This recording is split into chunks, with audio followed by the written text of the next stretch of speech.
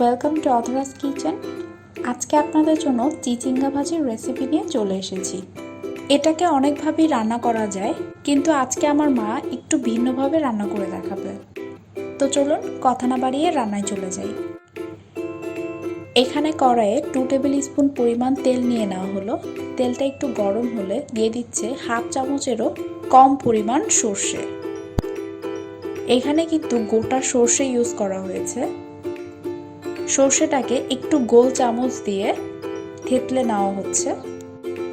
চেষ্টা করবেন গোল চামচ দিয়ে এই কাজটা করার। এরপর এর মধ্যে একটা তেজপাতা দিয়ে দেওয়া হলো, সাথে দিয়ে দিচ্ছে চিংড়ি মাছ। চিংড়ি মাছটা অনেকে পছন্দ করেন না, এটা চাইলে আপনারা বাদও দিতে পারেন। এরপর এর মধ্যে হাফ চামচ পরিমাণ হলুদের গুঁড়ো এবং পরিমাণ মতো লবণ দিয়ে দেওয়া হচ্ছে। সামান্য একটু নেড়ে চিচিঙ্গা দিয়ে দেওয়া হলো। দেখুন ভিউয়ার্স, চিচিঙ্গাটা কিন্তু এভাবে কুচি করে নেওয়া হয়েছে। আপনারা আপনাদের পছন্দের মতো কুচি করে নেবেন। এখানে কিন্তু 2টো কাঁচা লঙ্কা ফালি করে দেওয়া হয়েছে। একটু নেড়ে দিয়ে দিচ্ছে হাফ কাপ পরিমাণ পানি, সাথে 1.5 চামচ পরিমাণ নারকেল বাটা।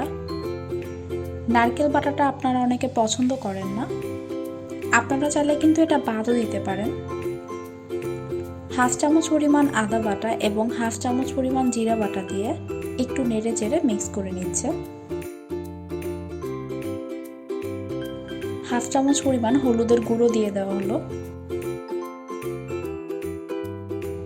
এরপর একটু নেড়ে 5 মিনিটের জন্য ঢেকে দেওয়া হচ্ছে।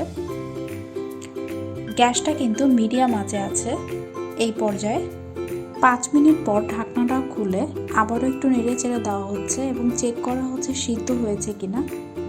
সিদ্ধটা এখনো পুরোপুরি হয়নি, তাই আবারও 4 মিনিটের জন্য ঢেকে দেওয়া হলো।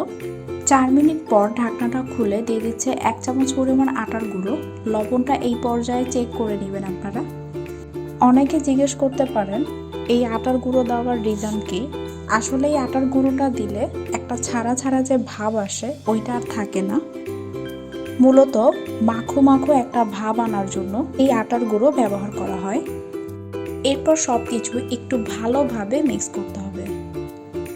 ভিডিওতে যেভাবে মেশানো হচ্ছে ঠিক সেভাবে মিক্স করতে হবে। মিক্স করা হয়ে গেলে দিয়ে দিচ্ছে 1 চামচ পরিমাণ সরষের তেল।